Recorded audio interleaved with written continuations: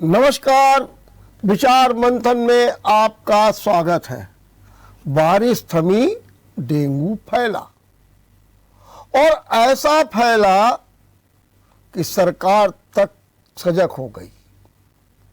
सरकार ने कहा कि दवाओं का प्रबंध कीजिए, इसको नियंत्रित कीजिए। इंटीग्रेटेड नियंत्रण करने के लिए एक व्यवस्था भी बनाई गई।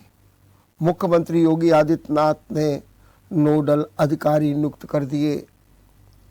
हमारे डिप्टी सीएम स्वास्थ्य मंत्री ब्रजेश पाठक भी लगातार निर्देश दे रहे हैं और कह रहे हैं हम जल्दी से जल्दी जो है इसको नियंत्रित कर लेंगे। लेकिन वो एक बात और कह रहे हैं, वो कह रहे हैं इसको जन आंदोलन बनाइए, जन आंदोलन बनाइए, सब लोग सहयोग करिए। और जब तक सब लोग सहयोग नहीं करोगे तो डेंगू नहीं रुकेगा। लेकिन एक और ये सेवाएं, दूसरी वो जो हालात, डेंगू वार्ड बन गए हैं, लेकिन कहीं ना कहीं समस्याएं बहुत ज़्यादा है। लेकिन सवाल बहुत ज़्यादा ये उठ रहा है कि आखिर इस बार डेंगू इतना क्यों फैला। मैं उस रिपोर्ट पर तो विश्वास नहीं कर सकता हूँ, लेकिन एक रिपोर्ट मैंने सुनी जिसमें कहा गया कि साल भर में जितना डेंगू होता है उसका आधा अक्टूबर के 15 दिनों में ही हो गया। अब क्या सही है क्या गलत है ये तो नहीं मैं कह सकता हूं, लेकिन रिपोर्ट है तो रिपोर्ट है। लेकिन डेंगू से आतंक जरूर है। अगर आप जाकर के अस्पतालों में जाए तो भीड़ लगी रहती है। स्थितियां नियंत्रण में करने के लगातार प्रयास हो रहे हैं, लेकिन हम और आप कैसे सजग रहें, क्या करें, कैसे अपने को बचाएं, इस पर चर्चा करने के लिए आज हमारे साथ दो मेहमान हैं। हम आपको परिचय करा दें। हमारे साथ हैं प्रमुख चिकित्सक और बड़े जागरूक जो लगातार अपडेट रखते हैं अपने को, डॉक्टर राज तिलक। डॉक्टर राज तिलक जी, मैं आपका बहुत बड़ा जो फैन भी हूँ और आपका स्वागत भी करता हूँ, क्योंकि आप लगातार जो है अपने को अपडेट भी रखते हैं। वहीं दूसरी ओर हमारे साथ है जाने माने पैथोलॉजिस्ट। यदि हम कहें कि डायग्नोसिस क्षेत्र में उनका डंका बजता है तो कोई भी अतिशयोक्ति नहीं होगी, डॉक्टर उमेश पालीवाल। डॉक्टर उमेश पालीवाल जी, मैं आपका भी बहुत बहुत अभिनंदन करता हूँ। निश्चित रूप से आप दोनों मेहमान हमारे लिए एक ऊर्जा के रूप में उपस्थित हैं और आज की इस चर्चा में हम बहुत कुछ अपने दर्शकों को देंगे, ऐसा मेरा विश्वास। सबसे पहले डॉक्टर उमेश पालीवाल जी, जरा ये बताइए, जो ये भयावह स्थिति बताई जा रही है, क्या लगता है क्या वास्तव में इस बार कुछ डेंगू ज़्यादा फैल रहा है? देखिए, डेंगू तो लगभग हर साल बरसात के बाद आता है जी। इस बार भी पिछले बार कुछ कम था, इस बार अच्छी खासी संख्या में है। उसकी दो वजह हैं। एक तो इस बार बारिश काफी लेट हुई है और काफी बारिश हुई, लगातार अच्छी खासी बारिश हुई है। तो आपको सभी को मालूम है कि जो मच्छर बॉर्न है, ये तो जो साफ पानी में इसके जो है मच्छर पैदा होते हैं, तो उसकी वजह से ये लेट हुआ है और काफी संख्या में इस बार हुआ है पानी ज्यादा होने से। तो भयावता तो है, बहुत ज्यादा इस समय दवा है। तो अगर मैं आपसे अपेक्षा करूं, कृपया ये बताएंगे कि कानपुर में कितने जांचें रोज हो रही हैं, उनका आउटपुट क्या आ रहा है और क्या उनमें कोई विशेष प्रकार की विलक्षणता देखने को मिल रही है, ऐसा कुछ है? देखिए, जो हम डाटा तो खैर अपनी लैब का बता सकते हैं। हमारे यहाँ लगभग 150 के आसपास जांचें हो रही हैं, जो कि हम लोग एलाइजा से करते हैं। जो बेस्ट मेथड है, कुछ लोग कार्ड से भी कर देते हैं, वो शॉर्ट टर्म मेथड होता है, रिपोर्ट अच्छी नहीं आती है और सरकार की तरफ से उसका बैन है। तो छोटी लैबों को तो कोई ज्यादा लोग चेक नहीं कर पाते हैं। तो हम लोग अपने चूंकि लॉ अबाइडिंग पीपुल हम लोग हैं, तो हम लोग एलाइजा मेथड से करते हैं। तीनों प्रकार के उसमें NS1 antigen, IgG, IgM antibody जांच करते हैं। तो लगभग हमारे यहाँ 150 हो रही है, उसमें लगभग 25%, 25 से 30% हमारे पॉजिटिव आ रहे हैं, जो कि अच्छी खासी संख्या है इस समय। बिल्कुल, अगर 25-30% है तो ये संख्या वास्तव में। तो कुछ ऐसा भी आपको लग रहा है कि किन क्षेत्रों के मरीज यहाँ पर आ रहे हैं या फिर पूरे शहर से लोग आ रहे हैं, कुछ ऐसा भी कोई आपके यहाँ आकलन हुआ? तो जो हमारे यहाँ जो आया, जो हमारा ऑब्जर्वेशन जो पेरीफेरी है, जहाँ पे ज्यादा लोग सफाई के प्रति ध्यान नहीं रखते, जहाँ ज्यादा पानी इकट्ठा होता है, मच्छरदानी का इस्तेमाल नहीं करते हैं, क्राउडेड है, तो ऐसी जगहों पे ज्यादा आ रहा है। जो मेन शहर के जो सेंटर के पॉइंट हैं वो वहाँ पे उतने कम है, उतने ही कम है जी। बल्कि जो घने इलाके हैं जहाँ पर सफाई की व्यवस्था नहीं है। लेकिन वही मैंने जरा थोड़ा सा आपसे कहा, ऐसा कुछ जो डेंगू के लक्षण दिखाई दे रहे हैं और जो पहले लक्षण थे, उन लक्षणों में कहीं कोई भिन्नता दिखाई दे रही है आपको? लक्षणों के बारे में अब हमारे पास वरिष्ठ जो हैं पेडियाट्रिशियन राज तिलक जी हैं, वो ज्यादा अच्छा बताएंगे, क्योंकि मरीज, उनको हमारा काम जांच का है। अच्छा। आप चूंकि मरीजों को देखते हो, ज्यादा अच्छी तरह बता पाएंगे। एक बात और हमको जरा दे दीजिए जिससे कि दर्शकों को भी लाभ हो।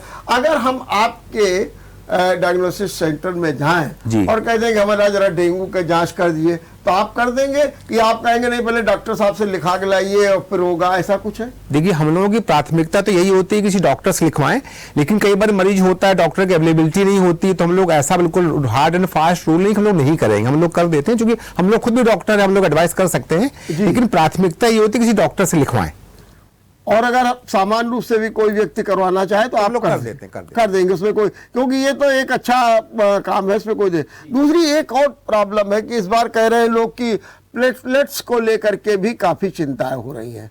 क्या इस तरीके की भी जांचें आपके यहाँ? प्लेटलेट्स का एक बहुत बड़ा इंडिकेटर भी है। कई बार हम लोग जो है डेंगू की जांच नहीं कराते हैं, और जब हम लोग सीबीसी काउंट कराते हैं, एचबी, टीएलसी, डीएलसी प्लेट कराते हैं, तो प्लेटलेट काफी गिर जाती हैं। तो जब ये गिरती तभी अक्सर लोग फिर डेंगू की जांच भी कराते हैं। ये मतलब इंडिकेट कोरिलेट करता है, अगर प्लेटलेट गिरी तो संभावना बहुत ज्यादा हो जाती है कि डेंगू फीवर होगा। तो अक्सर गिरती हैं, और काफी कुछ जो कॉम्प्लिकेशन होते हैं मरीज के, जो मरीज भयावह हो जाता है, सीरियस हो जाता है, उसमें प्लेटलेट के कम होने का रोल भी बहुत ज्यादा होता है। ठीक बात है। तो डॉक्टर तिलक जरा ये समझाइए हमको कि अभी जो डॉक्टर साहब कह रहे थे कि प्लेटलेट्स का जो है काफ़ी वो रहता है, कैसे आदमी जाने कि हमारे प्लेटलेट्स कम हो गए हैं? तो जांच तो बाद में कराने जाएगा, लेकिन पहले कुछ ना कुछ तो शरीर में लक्षण आए जाएंगे। जैसा मैंने पढ़ा, पता नहीं सही है कि अगर आपके मसूड़ों से खून आने लगे, यूरिन से खून आने लगे, और आपका जो मल है वो काला हो जाए, ऐसा मैंने पढ़ा। भाई मैं देखिए, मैं कोई डॉक्टर तो नहीं हूँ, लेकिन मैं थोड़ा बहुत जब कभी पढ़ लेता हूँ। तो आप समझाइए हमको कि प्लेटलेट्स की कमी कब आती है और किस समय जो है मरीज को जांच करानी चाहिए? देखिए, डेंगू एक वायरस है, आर्बो वायरस है जी, जिसका प्रचार जो है और प्रसार है ये एडीज मच्छर जो साफ पानी में होता है उसके मार्फत होता है।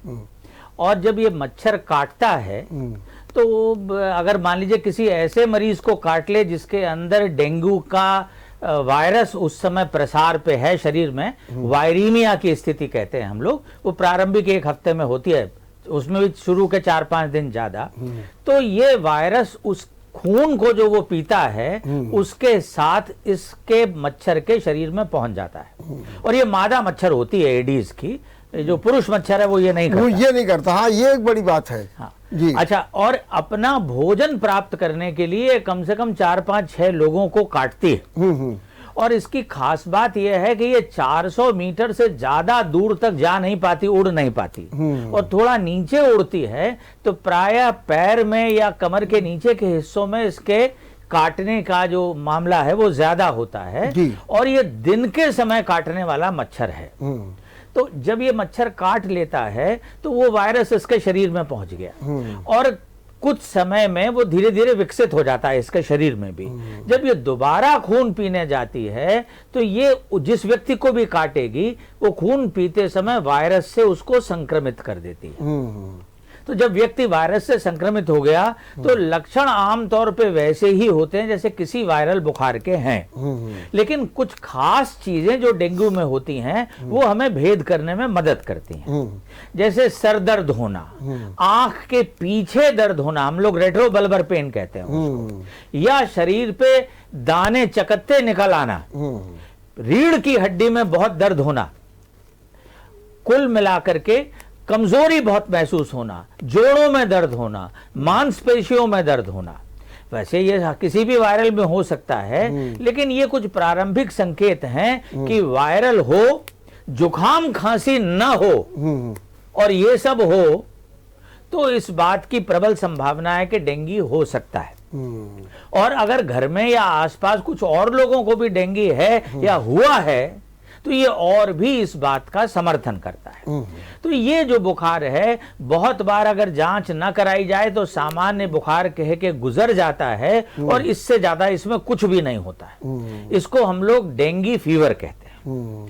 लेकिन मान लीजिए किसी व्यक्ति को एक बार डेंगू फीवर कभी हो चुका हो और दोबारा उसको किसी और सीजन में फिर से ये डेंगू वाले मच्छर ने, एडीज आर्गेप्टाई पूरा नाम है, इसने काट लिया, तो जो पहले डेंगू हो चुका है वो आकर के अपनी एक व्यवस्था बना के छोड़ जाता है शरीर में, जिससे जब ये दोबारा डेंगू होगा तो ये अति गंभीर प्रकार का होता है। तो ये जो डेंगू हेमरेजिक फीवर है जिसकी बात आप कर रहे हैं कि खून आने लगता है और टट्टी काली हो जाती है और नक्सीर फट जाती है, खून की उल्टियां हो सकती हैं, खून के चकत्ते बन सकते हैं, छोटे हो सकते हैं, बड़े हो सकते हैं, या डेंगू शॉक सिंड्रोम कहते हैं कि एकदम से ब्लड प्रेशर आपका नीचे चला गया, आपको पेल्पिटेशन होने लगा, दिमाग को खून नहीं मिल रहा, जिसकी वजह से चक्कर आने लगे, बेहोशी आ गई, फिट्स आ गए, इस किस्म के लक्षण आते हैं, धड़कन बहुत तेज हो जाती है दिल की। तो ये दो गंभीर प्रकार, एक डेंगू हेमरेजिक फीवर और दूसरा डेंगू शॉक सिंड्रोम, ये उन लोगों को होता है जिन्हें कभी अतीत में एक बार डेंगू सामान्य बुखार हो चुका होता है। तो अब मुद्दा ये रहता है कि डेंगू होना हमारे लिए खतरनाक नहीं है, लेकिन ये जानकारी महत्वपूर्ण है कि डेंगू इस व्यक्ति को पहली बार हो रहा है या इसके पहले भी हो चुका है। वो जांच जो है आमतौर पे 5-6 दिन पे पॉजिटिव आती है, उसे IgG और IgM की जांच कहते हैं, जो ये भेद कर सकती है। अगर IgG भी पॉजिटिव आ रहा है तो इसका मतलब इसको पहले हो चुका है, और अकेले IgM पॉजिटिव आ रहा है तो इसका मतलब है कि ये अभी तात्कालिक पहली बार होने वाला डेंगू है। लेकिन लक्षण वही होंगे। सर मैं आपको जो 2 लाइनें और कहूंगा। जी जी। ये सारी चीजें हमें 5वें-6ठे दिन पता लगती हैं, लेकिन दरहकीकत जो कुछ भी घटनाक्रम क्रिटिकल फेज का होता है वो 3रे से 6ठे दिन के बीच में घटित हो जाता है। तो इसके पहले कि हम जान पाए कि ये कौन सा डेंगू है, तूफान आता है और हमें निगल जाता है। इसलिए एक और नई जांच आई है जिसे नॉन स्ट्रक्चरल 1 एंटीजन कहते हैं, NS1 एंटीजन के नाम से पॉपुलर है। वो वायरीमिया जिस समय आपके शरीर में हो उसी समय पॉजिटिव हो जाता है, और उसकी सर्टेनिटी लगभग 98% के आसपास होती है कि अगर NS1 पॉजिटिव है तो हम 98% शर्तिया ये बात कह सकते हैं कि आपको डेंगू बुखार है। वो जांच प्रारंभ में करवा लेना चाहिए और लगातार मरीज की निगरानी करना चाहिए। ब्लड प्रेशर के जो संकेत प्रारंभिक हो सकते हैं उनके बारे में, हेमरेज के जो संकेत हो सकते हैं उनके बारे में, और एक मजेदार बात यह है कि शुरू का बुखार लगभग 3-4 दिन तक रहता है, इसके बाद 1-2 दिन बुखार नहीं रहता है, और फिर बुखार आता है जो 1-2-3 दिन आगे चलता है। तो बुखार 2 फेजेस में आता है, और जिन फेजेस में आता है दरहकीकत समस्या वहां नहीं होती। जब बुखार नहीं होता है यही वो काल होता है। लोग तो समझते हैं बुखार था उतर गया है, अरे हम निजात मिली बीमारी से, लेकिन दरहकीकत सबसे खतरनाक समय यही होता है जब प्लेटलेट्स नीचे होते हैं, खून शरीर के और हिस्सों में बाढ़ की तरह फैल जाता है, जब आपके प्लेटलेट्स घटना शुरू होते हैं, जब आप शॉक में जाते हैं। तो इसलिए समय रहते इसको तत्परता से पहचानना सबसे जरूरी चीज है, जो आमतौर पे 3 से 5 दिन बुखार आए हुए जब हो जाते हैं और बुखार उतरता है उसके साथ होता है। ठीक बात। डॉक्टर साहब अभी देखिए डॉक्टर तिलक कह रहे थे जांच का, ये जो डेंगू की जांच आप लोग करते हैं तो कितने समय में रिपोर्ट आ जाती है, नंबर 1, और नंबर 2 जो अभी विभिन्न जांचों की बात की, IG की, IgM की और NS1 की भी इन्होंने डॉक्टर साहब ने बातचीत की है, तो मैं ये जानना चाहता हूं कि ये जो जांचें हो रही हैं इनका आउटपुट क्या आ रहा है? ये इनका जो आउटपुट है, जैसा भी डॉक्टर साहब ने बताया है कि सबसे महत्वपूर्ण जांच NS1 की है। जी। वो लगभग बुखार आने के 2-3 दिन में पॉजिटिव आ भी जाता है। ये भी अच्छी खास बात है, सबसे पहले यही पॉजिटिव आती है। जी। तो वो बहुत इंपॉर्टेंट है। उसके बाद अक्सर ने बताया कि आईजीएम और आईजीजी की भी इंपॉर्टेंस है ये जानने के लिए कि कहीं पुराना तो नहीं है, दोबारा हुआ है जी। तो अगर आईजीजी पॉजिटिव आया है किसी का, चूंकि वो था लेट पॉजिटिव आता है, बुखार पहले हो जाता है, तो अक्सर जांचें 5-6 दिन में आदमी करा ही लेता है, और ये 7-8 दिन के बाद या 9-10 दिन के बाद पॉजिटिव आता जी। तो अगर किसी का आईजीजी पॉजिटिव है तो इसका हमें और सतर्क रहना पड़ेगा कि जो हम डेंगू अगर आया है तो ज्यादा खतरनाक हो सकता है, तो हमें और विजिलेंट रहना पड़ेगा और ध्यान रखना पड़ेगा। लगातार हमको अपनी प्लेटेड काउंट वगैरह करानी पड़ेगी, सीबीसी जांच करानी पड़ेगी कि कहीं खतरनाक तो नहीं स्तर पर जा रही है। लेकिन डॉक्टर साहब ये बताइए कि ये जांच रिपोर्ट कितने समय पे आप दे देते हैं? हम लोग जो है यूजली सेम डे दे देते हैं जी। दिन में पहले हम जब काम कम होता है दिन में एक बार लगाते हैं। आजकल काम चूंकि बहुत है तो हम लोग दिन में 3-3, 4-4 बार लगा रहे हैं, तो हम लोग 5, 6, 7 घंटे में रिपोर्ट दे देते हैं। रिपोर्ट आप 5-6 घंटे में? क्या ये रिपोर्ट आपको सरकार के पास भी भेजनी पड़ती है क्या? सूचना उसकी हमको सूचना देनी होती है, सूचना देनी जी, होती जी, है ताकि ये पता चल सके कि किस क्षेत्र में, हाँ किस क्षेत्र में कहाँ फैला है, एड्रेस भी देना होता है जिससे कि सरकार अच्छा। मच्छरों के लिए फॉगिंग वॉगिंग करा सके, उसका निदान कर सके उसका।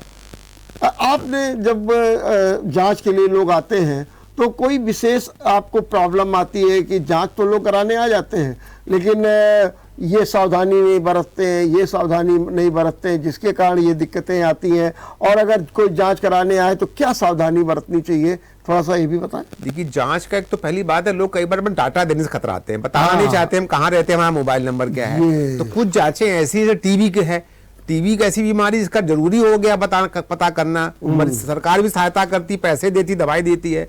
इसी प्रकार से इस जांच कोविड में भी सभी को मालूम है, कोरोना में भी जो है सबको डाटा जरूरी था। तो इन सब जांचों में जब मांगा जाए किसी मरीज से कि भाई अपना एड्रेस दो, फोन नंबर दो, इससे खुद का भी भला होता है और आसपास के पड़ोसियों को भला होता है कि वहां सरकार सहायता करेगी, वहां फॉगिंग कराएगी और जो कारण है मच्छर उसका निदान करेगी। दूसरा है कि जैसा भी बात थी कि ये मच्छर दिन में होता है तो हमेशा हम पूरे जूता मोजा प्रॉपर पूरी ड्रेस के कपड़े पहन के निकले, खासकर जब डेंगू काल हो, जिससे कि मच्छर हमको काट ना सके। खाली मच्छरदानी से काम नहीं चलेगा, दिन में भी पूरी आस्तीन की शर्ट पहने, फुल पैंट पहने और जूता मोजा भी पहने, जिससे मच्छर कहीं में काट ना सके। ठीक बात है। डॉक्टर तिलक ये बताइए कि इस बार ये समस्या इतनी ज़्यादा क्यों विकट हो पाई?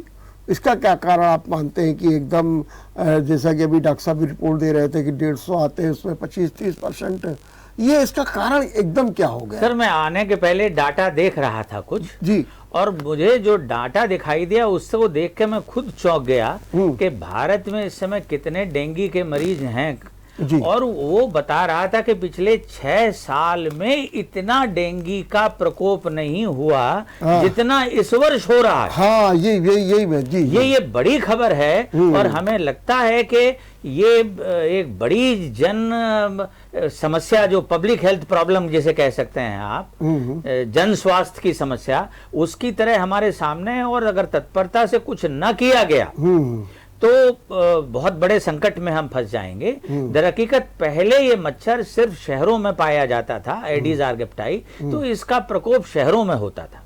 और गांव में क्योंकि खुली मिट्टी होती है, वहां कहीं प्लास्टर का ज्यादा काम ही नहीं है, तो पानी इकट्ठा नहीं होता था, जो मिट्टी पे पड़ा वो सब अंदर चला जाता था, खेत में चला जाता था।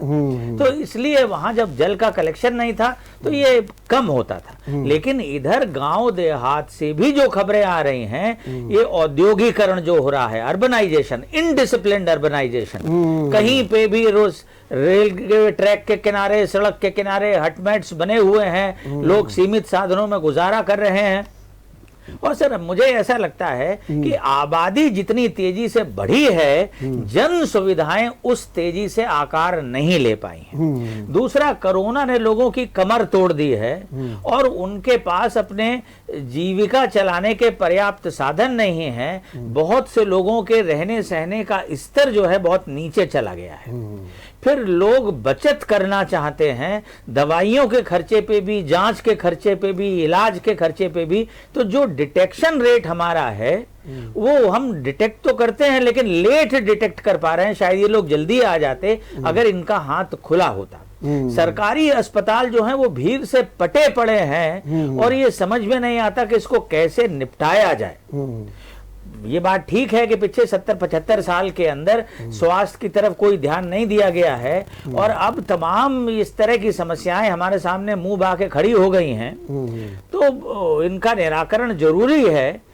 अच्छा, फिर समय के साथ साथ ऐसा नहीं है कि मनुष्य जो है वो होशियार हुआ है, एवोल्यूशन हो रहा है। मच्छर भी अपनी रक्षा पंथियों में कुछ ना कुछ एवोल्यूशन जरूर करता होगा, ऐसा कैसे हो सकता है? आखिर हम लोगों का विकास क्रम उन्हीं से तो होके गुजरा है जो यहाँ तक हम पहुंचे हैं। सब मच्छर बंदर सब उसी श्रेणी से आए हैं, तो उसने भी कुछ ना कुछ अपने बचाव के उपाय ढूंढ लिए होंगे। बैक्टीरिया के बारे में तो मुझे स्पष्ट पता है कि वो धीरे धीरे दवाइयों के प्रति रेजिस्टेंस डेवलप कर लेते हैं। और ये आरएनए वायरस है, डेंगू वायरस, और आरएनए वायरस अपनी शक्ल बदलने के लिए मशहूर है। जो कोरोना है वो भी एक आरएनए वायरस है। आप देख रहे हैं कैसे उसके रूप प्रतिरूप आते हैं। तो इस बात की संभावना से इनकार नहीं किया जा सकता कि डेंगू ने कुछ और शक्ल अख्तियार कर ली हो, इसलिए ये प्रकोप तेज है। जब इसकी जांच की जाएगी जेनेटिक लेवल पे तो हो सकता है ये सत्य हमारे सामने आए, लेकिन तब उसकी जीनोम की स्टडी करनी होगी। ये डॉक्टर साहब, एक सवाल मैंने पहले भी आपसे पूछा था पालीवाल जी, और फिर वही बात है कि पहले भी डेंगू के आपके पास मरीज आते थे, उनकी आप जांच करते थे, और इस बार भी आ रहे हैं, तो संख्या की दृष्टि से काफ़ी इजाफा हो गया, या मरीजों में जैसे कि अब जो है ज़्यादा भयावह बीमारी आ रही है? पहले डेंगू आया, बुखार उखार हो गया, जैसे डॉक्टर साहब बता रहे थे 2-3 दिन और पता ही नहीं चला। लेकिन क्या अब आपको लगता है कि वो बीमारी कुछ विलक्षण रूप में आपके सामने आ रही है और संख्या भी पिछले बारों की तुलना में काफ़ी बढ़ गई है?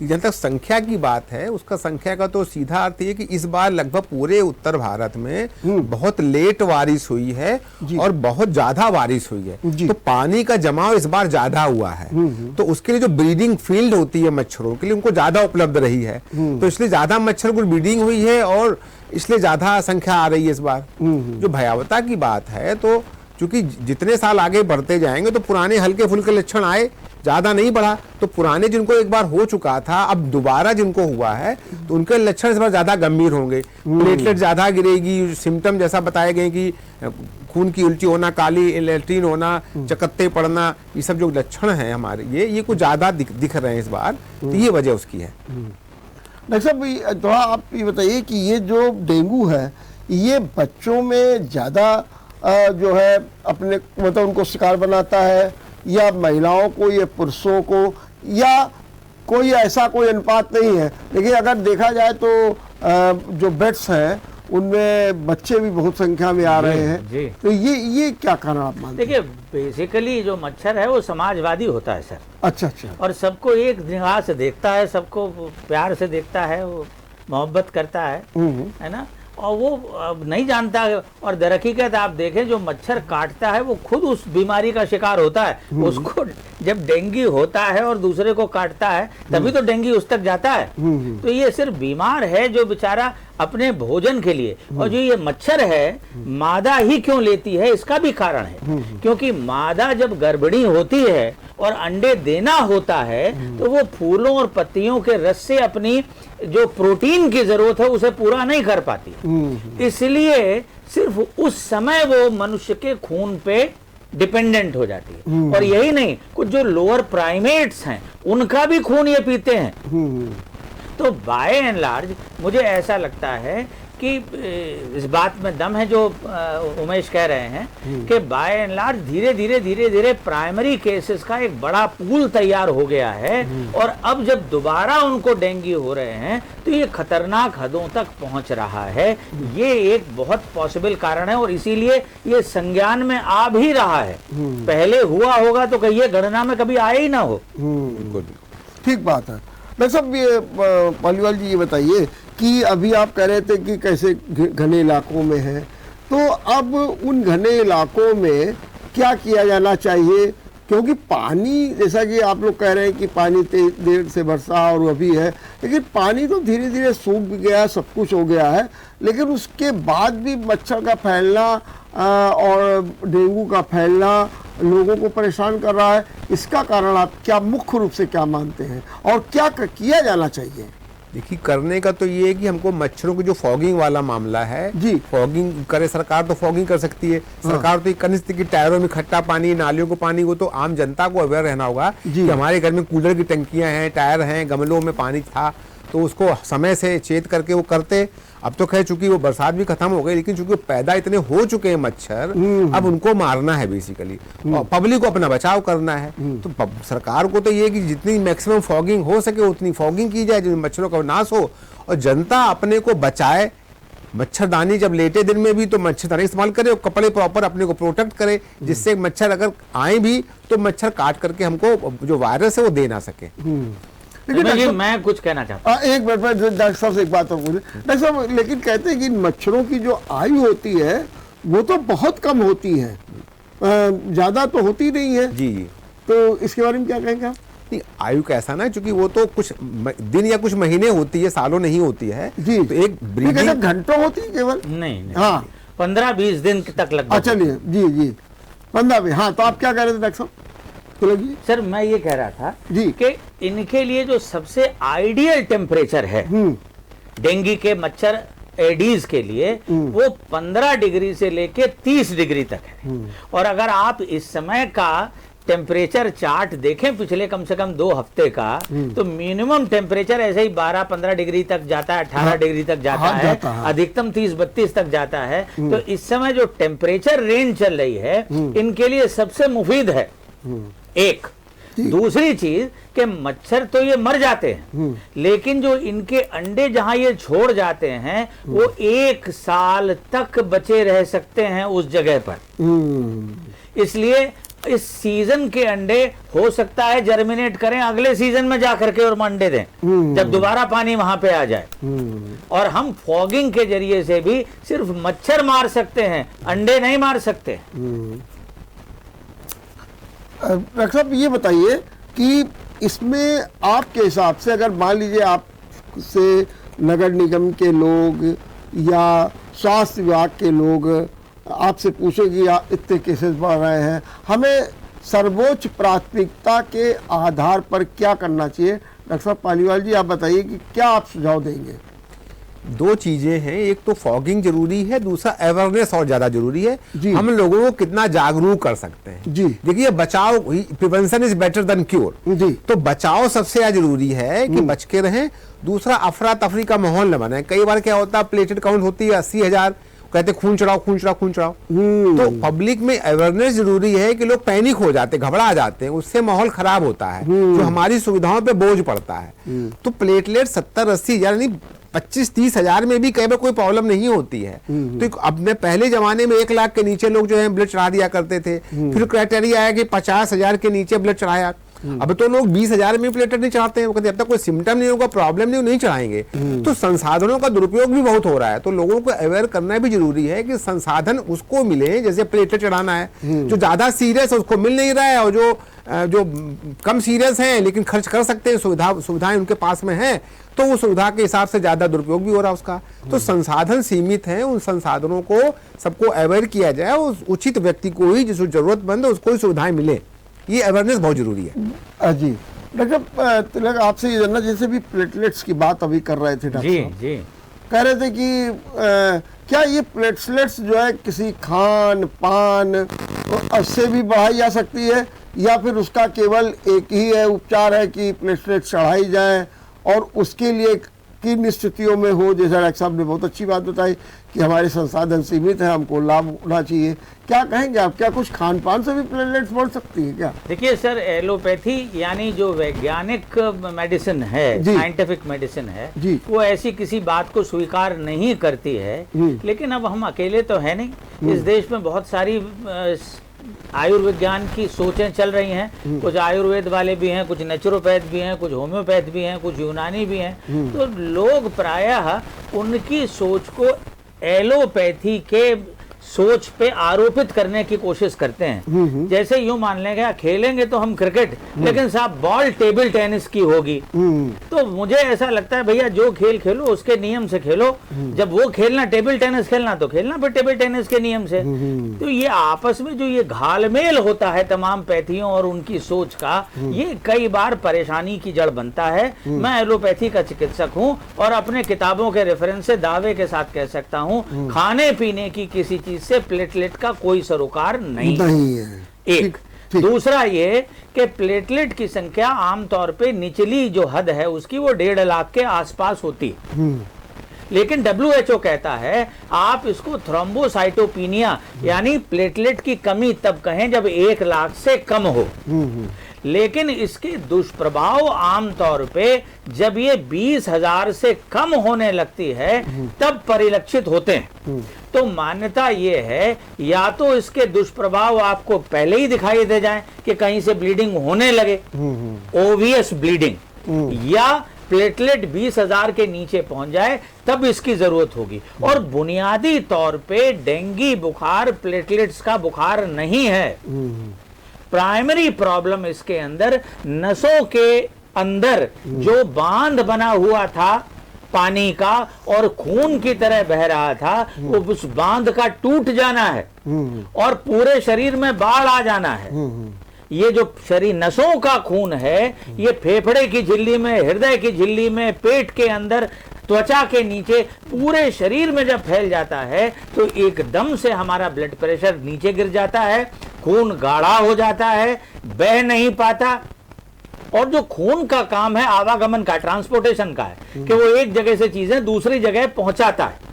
जो अच्छी चीजें हैं, जरूरत की चीजें हैं, रसद है, ऑक्सीजन है, उनको ले जाता है उन स्थानों तक जहां उसकी जरूरत है। और वहां जो वेस्ट मटेरियल है, गंदगी इकट्ठी हो गई है, कार्बन डाइऑक्साइड बन गई है, उसको लाके उन केंद्रों तक पहुंचाता है जहां उसे निस्तारित करना है। जब खून गाढ़ा हो जाएगा, पानी तो आप बहा सकते हैं और हम आपसे कहें जरा शहद बहा के दिखाइए, तो जब खून गाढ़ा हो जाएगा तो नसों में थक्का बनने लगता है, क्लॉटिंग होने लगती है, दूरस्थ ऑर्गन्स को ऑक्सीजन नहीं मिलती, रसद नहीं मिलती है, बेहोशी आने लगती है, हृदय घात हो सकता है, मस्तिष्क में पक्षाघात हो सकता है। तो ये सारी चीजें अगर हमको बचानी है तो सबसे ज्यादा जरूरी उसकी उस बुनियादी प्रॉब्लम में फ्लूइड थेरेपी है कि हम नसों में जो जल है अब जिसकी कमी हो गई है उसका कमी न रहने दें। गुर्दा फेल हो जाता है इसी वजह से, जब उसको पानी नहीं मिलता है तो गुर्दा शट डाउन कर जाता है, बिल्कुल हड़ताल पे बैठ जाता है। डॉक्टर साहब, इस समय शहर में जहरीली हवा की भी एक बड़ी विकट समस्या हो गई। और अगर आप देखें तो कल्याणपुर इलाका, नेहरू नगर का इलाका, और पीक टाइम पर तो ये 500 हो जाता है, जबकि इसको 200 के नीचे ही रहना चाहिए, लेकिन 311, 400 सब है।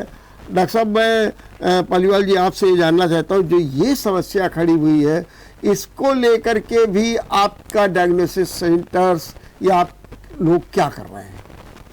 देखिए, ये तो कोई एक सेंटर की जिम्मेदारी नहीं, ये हर व्यक्ति की जिम्मेदारी है कि पोल्यूशन कैसे कम किया जा सके। जी, पोल्यूशन कम करने के लिए सबसे ज़्यादा जरूरी है कि एक तो हम जो पुराने युग में चलें, हम साइकिल का इस्तेमाल करें, पैदल चलें, सार्वजनिक वाहनों का इस्तेमाल करें। अब कानपुर के लिए खासकर मैं बताऊंगा, मेट्रो चालू हो गई है, खैर अभी पूरी नहीं बनी है लेकिन मेट्रो खाली चल रही है हमारी। तो लोग थोड़ा सा इसके प्रति जागरूक हों, अपनी जिम्मेदारी समझें कि हम कम से कम अपने तरफ से तो पोल्यूशन कम करें, मोटरसाइकिल का, कारों का इस्तेमाल कम करें।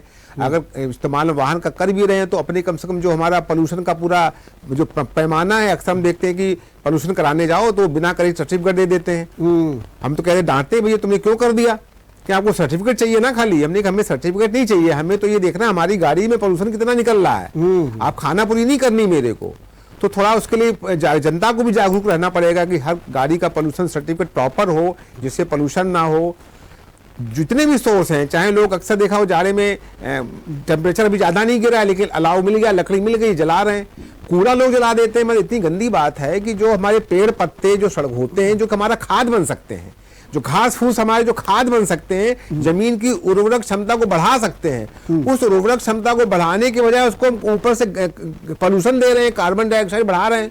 तो जनता को जागरूक होना पड़ेगा कि जो भी चीज हमारी प्रकृति की है, प्रकृति में प्राकृतिक तरीके से विलीन हो, वो ठीक बात, उसकी प्राकृतिक खाद बने, ना कि पॉल्यूशन बना दे। ये जो ये जहरीली हवा है, इससे दम घोटू बीमारियां, सांस की बीमारियां, ये सब भी बढ़ी होंगी, और इसके कारण भी आपके जो है डायग्नोसिस सेंटर्स में लोग आ रहे होंगे जांच कराने के लिए, ऐसा भी हुआ होगा, और उसकी भी संख्या बढ़ रही है। हाँ, बिल्कुल बढ़ी है, क्योंकि इस समय पे जब ये खासकर जो पराली जलाने का समय होता है, इसी महीने पराली भी जलती है जी, तो ऐड हो जाती है। नॉर्मल जो कोर्स में होता है वो तो हो ही रहा होता है जी, तो उसमें इस तरह की समस्याएं बढ़ जाती हैं, खांसी के जो एक्सरे वगैरह बढ़ जाते हैं, लोगों को तकलीफ होती है, बुखार होता है। कौन कौन सी जांचें आप कराते हैं? क्योंकि सबसे ज्यादा कॉमन तो इसमें एक्सरे टेस्ट होता है, उसके बाद लंग फंक्शन टेस्ट होता है हम लोग पे। तो लंग की हम लोग कैपेसिटी देखते हैं कि कितना वो जो है वो कितना वो खा सकता है। उसके अलावा बलगम आता है, तो बलगम की भी जांच होती है। तो बलगम में भी दो तरह होता है, एक होता है कि रिएक्टिव एलर्जी की वजह से होता है, क्योंकि इसमें जो पोल्यूशन होता है उसमें एलर्जी भी ज्यादा हो जाती है, तो ऐसे समय में एलर्जी वाला ज्यादा बलगम आता है। और बाकी जो होते हैं इन्फेक्शन वाले होते हैं, इस समय एलर्जी वाला ज्यादा होता है, क्योंकि वातावरण में एलर्जन होते हैं, कार्बन डाइऑक्साइड तमाम चीजें बढ़ जाती हैं, धूल वगैरह काफी सेडिमेंट आते हैं, तो एलर्जन वाला ज्यादा होता है इस समय। तो इनकी भी संख्या काफी बढ़ गई? हाँ, बढ़ती बढ़ी है इस समय। ठीक, इस समय बड़ी हुई है जी।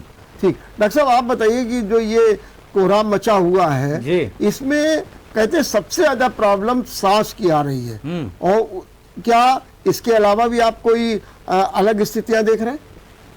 सर देखिए, मेरा तो स्पेशलाइजेशन बच्चों की सांस की बीमारियों में है, तो लोग ढूंढ के उसी तरह के लोग मेरे पास ज्यादा आते हैं, इसलिए मेरा अपना निजी अनुभव तो नहीं होगा, जो भी मैं कहूँगा वो सुनी सुनाई बात के आधार पे कहूँगा।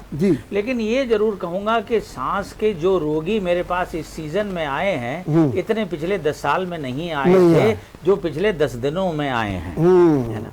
तो ये जाहिर करता है, और ये सिलसिला दिवाली से शुरू हो जाता है। दरहकीकत दिवाली न कहें तो उसको आप समय का कुछ नाम दे दें, लेकिन तमाम घटनाक्रम हैं जो इसी के आसपास घटित होते हैं। एक ये कि लोग वो दिवाली के नाम पे नरक चौदस होती है तो घरों की सफाई करते हैं, नरक हटाना है, तो उससे जो घरों के अंदर सेटल्ड डस्ट है वो अनसेटल हो जाती है। मैं ये नहीं कह रहा कि सफाई करना गलत है, लेकिन उसका एक प्रभाव ये कम से कम वातावरण में आता है कि पुराना फंगल स्पोर वहां इकट्ठा था और तमाम डस्ट माइट पैदा था, वो सब हवा में आ गया। दूसरी चीज ये होती है, घरों की लिपाई पुताई शुरू होती है, फिर पेंट और वार्निश और वो जो रंग रोगन है उसकी खुशबू, ये सब इरिटेंट है। फिर नंबर 3 पे आपके दिवाली आ जाती है। जब दिवाली आ जाती है तो तमाम सारे लोग जो हैं वो ये कहना शुरू करते हैं कि वो मुसलमान बकरा काटना बंद नहीं करते और फलाने क्रैकर्स ये दिवाली क्रिसमस पे चलाना बंद नहीं करते, तो हम क्यों बंद कर दें? सर मुद्दा ये है कि मैं सिर्फ हिंदू होके नहीं सोच सकता, मुझे एक चिकित्सक की तरह भी सोचना होगा। और अगर कोई दूसरा कुएं में कूद रहा है तो हमारी जिम्मेदारी है, सरकार हमारी है, बहुमत हमारा है कि हम उस पर रोक लगाएं अगर हम समझते हैं गलत है। अगर सीधे नहीं लगा सकते हम अपने प्रशासनिक तरीकों से, तो हम कानून का रास्ता लेके उस पर रोक लगाएं। लेकिन ये कि क्योंकि वो गलत काम कर रहे हैं इसलिए सब चोरी कर रहे हैं इसलिए हम भी करेंगे, ये आर्गुमेंट नहीं बनना चाहिए।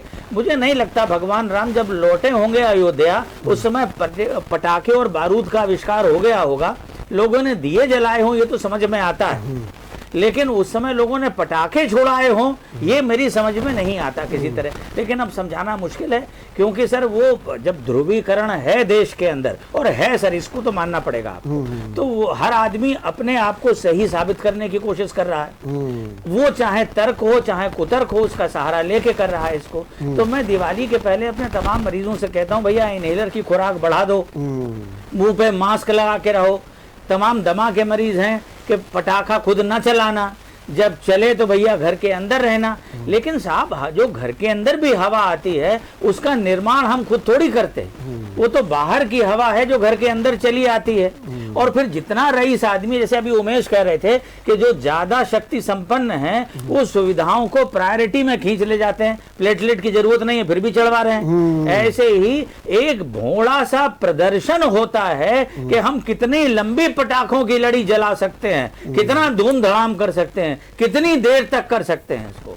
तो सर ये जो विचार आया है ग्रीन पटाखों का अच्छा विचार है। मुझे लगता है रामलीला ग्राउंड में जहां हम लोग रावण जलाते हैं दशहरे के दिन, ये सारे मोहल्ले के बच्चे अपने पटाखे लेके रामलीला ग्राउंड में इकट्ठे हो, पूरा मोहल्ला वहां इकट्ठा हो, सब सामूहिक आतिशबाजी करें एक ही जगह। तुम्हारे पटाखों का आनंद हम लें और हमारे पटाखों का आनंद तुम लोग। हम बंद करने को नहीं कह रहे, लेकिन उसको सीमित तो कर सकते हैं और एक दूसरे के कृत्य से खुद भी लाभान्वित हो सकते। ठीक बात। डॉक्टर पालीवाल, ये बताइए, ये जो समस्या एकदम खड़ी हो गई है और अक्सर भी होती, लेकिन इस बार कुछ ज्यादा है, क्या करना क्या चाहिए आपके हिसाब से? ये देखिए, जागरूकता सबसे बड़ी पहल होती है। लोगों को, जैसा डॉक्टर साहब ने बताया, सभी को मालूम है, हमें जागरूक होना पड़ेगा अपने स्वास्थ्य के प्रति। हम खाली जिंदगी में अपना एक सुविधा भोगी बन के रहें, जिंदगी खाली आनंद लेते रहें और दूसरों को परेशान करते रहें, ये नहीं होना चाहिए। हमें अपने साथ साथ दूसरों के भी स्वास्थ्य की या अन्य समस्याओं की चिंता करनी पड़ेगी।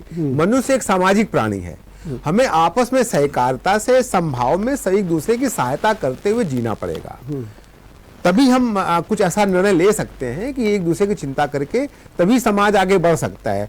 और ये जो हार्मोनी समाज में है वो तभी बढ़ेगी जब हम एक दूसरे की चिंता का ख्याल रखेंगे। भी डॉक्टर साहब ने भी, डॉक्टर तिलक ने बहुत अच्छा सुझाव दिया कि हम अपनी जो हमारी प्रथाएं उनको हम भी नहीं कहेंगे कोई प्रथाएं हटाई जाएं, हटाना भी नहीं चाहिए, लेकिन उसको हम लोग जो है सामूहिकता, कई सारे त्योहार सामूहिकता का प्रदर्शन है। हम सारे त्योहार सामूहिकता में बनाए, त्योहार बनाए इसीलिए गए हैं कि हमारा कुछ मनोरंजन भी हो, आपस में मेलजोल भी बढ़े। तो अगर हम दशहरे की तरीके से दिवाली भी कम से कम मोहल्ले में मिलाएंगे, चौराहे से होली जलाई जाती है, चौराहे पे खड़े होकर के बनाएंगे, तो एक तो सामूहिकता का भाव होगा, लोग एक दूसरे से मिलेंगे जुलेंगे, एक दूसरे की मदद करने का भाव होगा, तो मेल जोल बढ़ेगा और जो पटाखों की संख्या भी कम हो जाएगी। बहुत अच्छा सुझाव दिया डॉक्टर साहब ने। डॉक्टर तिलक, ये बताइए कि एक ग्रैप 4 मैंने जब इतना ज़्यादा पोल्यूशन बढ़ जाए तो उसमें उन्होंने कुछ ऐसे नियम बनाए हैं, होटलों में तंदूर न जले, निर्माण कार्य रोक दिए जाए और पानी का छिड़काव किया जाए, धूल नहीं होनी चाहिए। इसमें कुछ नगर निगम के कुछ दायित्व दिए गए, लेकिन क्या आपको लगता है कि दिशा में कोई काम हो भी रहा है क्या? सर, मैं अपने मित्र शंभुनाथ शुक्ला जी के हवाले से कुछ कहना चाहता हूँ। आपके भी मित्र होंगे, हाँ, अमर उजाला के संपादक रहे हैं। हाँ, जी, जी, आजकल वो कनाडा में हैं। वो वहाँ से अपनी फेसबुक पोस्ट पे लिखते हैं कि इस समय यहाँ AQI इंडेक्स 1 है, 1 जी, और यहाँ पे लोगों की एक्सपेक्टेंसी ऑफ लाइफ लगभग 10 साल इसीलिए ज्यादा है। मैं सोचता हूँ नोएडा घर वापस आऊं ना आऊं, क्या अच्छा होता अगर मैं यहीं पैदा हुआ होता। तो सर, ये जब आदमी कहीं दूसरी जगह जाता है और हम AQI 400 के ऊपर बात करते हैं, वो AQI कनाडा में 1 की बात कर रहे हैं, तो फर्क उसको महसूस होता है, एहसास होता है कि ये खराब हवा और शुद्ध हवा में सांस लेने। अरे आप ही सर पहाड़ पे चले जाइए कभी, और जब वहां आपको खुला वातायन मिलता है और बढ़िया हवा में सांस लेते हैं तो आपको जो खुशी महसूस होती है उसका एक हिस्सा हवा से भी आता है। तो मेरा सवाल ये है कि उस जो कदम उठाए जाने चाहिए वो नहीं उठाए जा रहे हैं सर। देखिए, उसके कई चीजें हैं। क्या होना चाहिए ये सबको पता है, किताब में लिखा है, WHO गाइडलाइन जारी कर रहता है, लेकिन होने चाहिए, इसके बारे में भी सब एक मत है, कोई नहीं कहता कि नहीं होना चाहिए। लेकिन सर, हो नहीं रहे या हो नहीं पा रहे, कभी साधन सीमित हो जाते हैं, कभी व्यक्ति को ताही बरतता है, कभी यह है कि इच्छा शक्ति नहीं होती, कभी राजनीतिक, कभी ब्यूरोक्रेटिक, कभी व्यक्ति की स्वयं की इच्छा शक्ति नहीं होती, इसलिए चीजें पहुंच नहीं पाती। ये जरा हमको बताइए कि इस समय जैसे ये डेंगू बढ़ा है, जहरीली हवा का, और जांचें भी बढ़ रही हैं, आप लोगों के तो खैर एक सिस्टम है, एक व्यवस्थाएं हो रही है, लेकिन कहीं कहीं देखिए लंबी लंबी लाइनें लगी रहती हैं और मारा मारी रहती है, और वो जांच करवाते हैं, कहीं ना कहीं उन पर गुणवत्ता पर भी प्रश्न चिन्ह खड़ा हो जाता है। वो तो मैंने कहा कि जो स्लाइड वाले मेथड हैं उनकी गुणवत्ता प्रूव्ड नहीं है, इसलिए वो इस्तेमाल नहीं करते। वही मैं कह रहा हूँ, वो तो मैं बात कर रहा हूँ। तो डॉक्टर साहब, ये हमको जरा बताइए कि ऐसी जो स्थितियां बन गई हैं जहाँ पर इतनी ज़्यादा मारा मारी सी दिख रही है, ऐसे में जांचों को कैसे किया जाए, क्या करना चाहिए जिससे कि सही रिपोर्ट भी आ जाए और मरीज का भी भला हो जाए और जो इस तरीके की मारामारी वो भी खत्म हो जाए? क्या करना चाहिए? देखिए, पहला तो ये है कि अक्सर लोग क्या करते हैं, शुरू में चेतते नहीं है। अच्छा। अगर शुरू में चेतेंगे, ध्यान रखेंगे, तो उनका शुरुआती स्तर में ही इलाज हो जाएगा और वो ठीक हो जाएंगे जी। जब कॉम्प्लिकेशन बढ़ता है, अगर शुरू में करा लेंगे, जांच मालूम पड़ जाएगी क्या बीमारी, इलाज हो जाएगा। जब खराब स्थिति हो जाएगी तो मन में रोज जांचें हो रही हैं और हर आदमी पैनिक भी होता है। हल्की तकलीफ में पैनिक क्रिएट नहीं होता, घबराहट नहीं होती है, तो थोड़ा वेट भी कर लेता, ठीक हमारी रिपोर्ट 4 घंटे बाद मिलेगी, कोई तकलीफ नहीं है। जब मरीज सीरियस होता तो चाहता तुरंत हमको 2 घंटे में रिपोर्ट मिल जाए। तो पहला तो आप संदेश यही देना चाहते हैं कि कोई भी तकलीफ हो, प्रॉपर तरीके से चिकित्सक को दिखा करके शुरुआत में ही जांच करा लें, जिससे कि इलाज भी जल्दी हो जाए, वेट ना करें। दूसरा, अगर हो भी गई है तो जैसा हमने पहले बताया कि प्लेटलेट जो हैं, आप 20 तक कोई चिंता की बात नहीं है। अगर 20,000 तक प्लेटलेट हैं तो उसको आप वेट कर सकते हैं। अगर सिम्टम नहीं है बॉडी में किसी प्रकार के, जैसे कि तमाम सिम्टम बताए गए कि कहीं से खून की निकल रहा है, चकत्ते बड़े हो गए हैं, कोई तकलीफ ऐसी बढ़ रही है, तो आप वेट कर सकते हैं उसके लिए। ठीक बात। डॉक्टर साहब, जैसे कि अभी जांचों के बारे में आपसे बातचीत की, इसमें अस्पतालों में भी बड़ा कोहराम सा मचा रहता है। एक एक बेड पर मरीज हो रहे हैं। हालांकि हमारे एक ऐसा भी शासन से आया है कि अगर आपके यहाँ बेड नहीं है तो किसी प्राइवेट पर भर्ती कराइए, हम उसका खर्चा भी देंगे, सब कुछ होगा। लेकिन तब भी त्राही त्राही मची हुई है, गंदगी भी है, सब कुछ है। आपका क्या सुझाव, क्या किया जाना चाहिए इस समय? सर, अस्पताल जो हैं वो सरकारी ही नहीं भरे हुए और एक एक बेड पे 2-2 3-3 हैं। आज हमारे 2 मरीज गए रीजेंसी अस्पताल में भर्ती होने के लिए, उन्होंने कहा यहाँ भी कोई बेड नहीं है। फिर मैंने एक दूसरे अस्पताल में भेजा जो लगभग समकक्षीय है, उन्होंने भी कहा हमारे पास कोई बेड नहीं है। इस समय सब जगह बेड्स की मारामारी है। दरहकीकत जितनी स्वास्थ्य समस्याएं और चुनौती है, उसके सापेक्ष स्वास्थ्य सुविधाएं नगण्य हैं और अल्टीमेटली हमें सब करना है तो उठ के मुंह में जीरा पड़ रहा है, उसी में बांट के किसी ढंग से गुजारा करना है। और एकदम रातों रात सारी चीजें निर्मित नहीं की जा सकती, वक्त लगेगा इसमें। ठीक बात है। कुल मिला के सर मैं कहूं कि रेत हाथ से फिसलती जा रही है और हम मूर्ख हैं अगर हम कहें कि सब कुछ ठीक है। ठीक बात, बहुत सही बात आपने। डॉक्टर पालीवाल, मैं अंत में आपसे कहूंगा कि इस समय जिस तरीके की जहरीली हवा और डेंगू का चल रहा है, आप जनता को क्या सलाह देना चाहेंगे, क्या टिप्स इस समय देना चाहेंगे कि जनता ये करे? देखिए, सबसे पहले तो स्वास्थ्य के प्रति जागरूक रहिए। पोल्यूशन दुनिया फैला रही है, हम कितना कर सकते हैं उसमें सहयोग वो करें, क्योंकि पूरा समाज एक व्यक्ति की इकाई से बना हुआ है।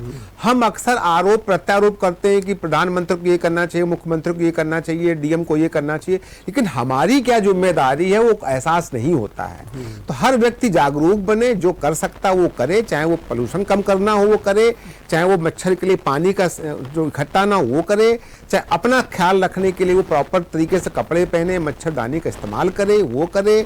इस प्रकार, और प्लस अगर कोई तकलीफ हुई है तो तुरंत जो है उसको डॉक्टर से लेकर शुरुआती अवस्था में जांच करा के पता करें कि बीमारी है कि नहीं, और है तो कौन सी बीमारी है, और ऐसा पता लगते ही तुरंत इलाज कराए, जिससे शुरुआती अवस्था में ही वो ठीक हो सके। ठीक बात है। डॉक्टर तिलक, आप क्या सुझाव देंगे? सर, कुल मिला के ये तो ठीक है कि व्यक्ति की अपनी एक सत्ता है और उसको अपने हित का, अपने स्वास्थ्य का ध्यान रखना चाहिए। लेकिन इस देश में हम लगभग 30% से लेकर 50% हर व्यक्ति अपनी तनख्वाह का सरकार को देता है। वो डायरेक्ट टैक्स हो या इनडायरेक्ट टैक्स हो, हर चीज पे अब टैक्स है। जीएसटी से लगभग मैं यूं कह सकता हूं प्रैक्टिकली कोई चीज मुक्त नहीं है। और वो जो रिक्शा चलाता है, साइकिल चलाता है, वो भी पूरा टैक्स देता है। तो मैं थोड़ा सा अलग हट के लाइन लेना चाहूंगा कि इतना टैक्स भी हम दें, अपने अपने निर्वाचित प्रतिनिधि भी भेजें, और फिर भी सारी जिम्मेदारी हमारी ही रहे। कम से कम जो सामूहिक जिम्मेदारी है, निजता की जिम्मेदारी व्यक्ति की, लेकिन फॉगिंग कराने की मोहल्ले में, मच्छरों को मारने की जिम्मेदारी, कुत्ते घूम रहे हैं उनको पकड़ने की जिम्मेदारी, सर इसी के लिए तो हमने टैक्स दिया था। ठीक बात। ये तो कम से कम निर्वहन उनको भी उतनी ही जिम्मेदारी से करना चाहिए जितना एक व्यक्ति को अपने स्वास्थ्य के प्रति संवेदक और जिम्मेदार होना चाहिए। चलिए, बहुत बहुत धन्यवाद, बहुत बहुत धन्यवाद डॉक्टर राज तिलक जी, आपको बहुत बहुत धन्यवाद। डॉक्टर उमेश पालीवाल जी, आपको बहुत बहुत धन्यवाद। आप लोगों ने बहुत अच्छे ढंग से डिस्कशन किया और आपने सुना। व्यक्ति की सत्ता तो है, व्यक्ति जागरूक तो हो और व्यक्ति जागरूक नहीं होगा तो निश्चित रूप से हम अपने आसपास समस्याएं बढ़ाते रहेंगे। लेकिन कुछ सरकार का भी दायित्व, नगर निगम का भी दायित्व, स्वास्थ्य विभाग का भी दायित्व है, उसे भी अपनी ईमानदारी के साथ में पालन करना चाहिए। कभी कभी जब मैं सुनता हूं तो मुझे बड़ी तकलीफ होती है। कहते हैं कि आंकड़ों की बाजीगिरी चल रही है, बाजीगिरी चल रही है आंकड़ों की। बात कुछ है, कहते हैं 54,000 जांचें कराई और पॉजिटिव निकले 16। समझ में नहीं आता। ये सब बातें भी नहीं होनी चाहिए। बहुत ईमानदारी के साथ, स्वास्थ्य के साथ खिलवाड़ नहीं होना चाहिए। आइए हम और आप एक बार फिर जगें और जग करके अपने और अपने आसपास, अपने परिवार, अपने समाज की जो है स्वास्थ्य रक्षा करें। देखते रहिए विचार मंथन। नमस्कार।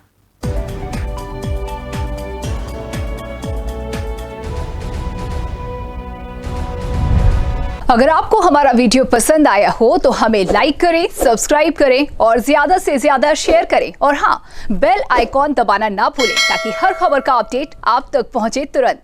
आप हमें इंस्टा, ट्विटर और फेसबुक पर भी फॉलो कर सकते हैं। हमारी आईडी है @JMT News।